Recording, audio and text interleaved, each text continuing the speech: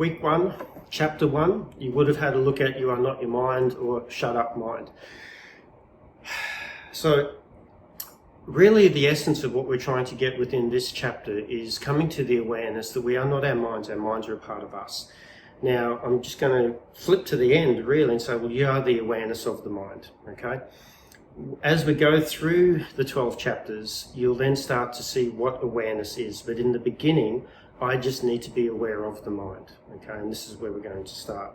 So the diagrams that will follow on from me speaking here basically go through what the book went through, or the first chapter, that you are not your mind, your mind's a part of you. We automatically have a default mechanism of the mind that's based on safety and survival, it's a programming, and that you will go to fear, scarcity, lack of, I'm not enough, there's not enough, okay? And the reason why we do that is because it keeps us safe. Now, in keeping us safe, it's done a really great job, but what it also does is it keeps you in that comfort zone. And as you stay in that comfort zone, you don't really grow. I need to step out of the comfort zone, but then also come to the awareness that that these, I guess, negative processes that we call self-doubt and anxiety and even the inner critic, the imposter, they're actually safety mechanisms of the mind. And if we want to grow, we need to step out of that comfort zone. And as we step out of that comfort zone, these safety mechanisms are naturally going to appear. As we then start to change our relationship with those safety mechanisms, we then see that they can be helpful. They're actually telling us something. And as you see through the chapters of the book, you'll start to come to that understanding of changing the relationship through the lens of equanimity.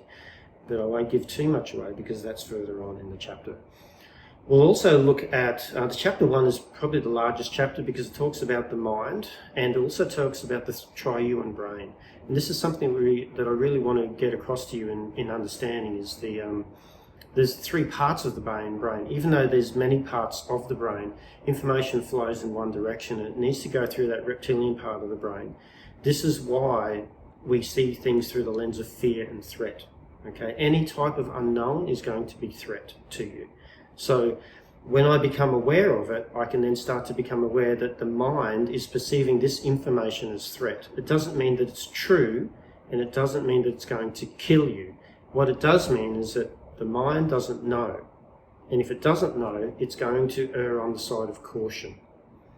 As we start to look at the triune brain, we then start to see that the mammalian brain, which is the part in the middle of the reptilian and the prefrontal cortex, it's the stuff that has the oomph, it's the muscle. That's where the motion is. So when we look at emotion, we then start to see motion. And motion to either fight and flight or motion to get things done. So emotions are really, really important within the understanding of self and getting things done as well. We also see that there's a reactive component of the mind and then there's a responsive component of the mind. The reactive is reptilian and mammalian having a conversation, speaking together. Now these guys know each other very, very well because they've been hanging out with each other for a good while, okay? Then you have the responsive mind, which is the prefrontal cortex and the emotional brain or the mammalian brain. This is what we want to foster throughout the program, throughout the book, okay? So we're going to move away from the reactive and more so to the responsive.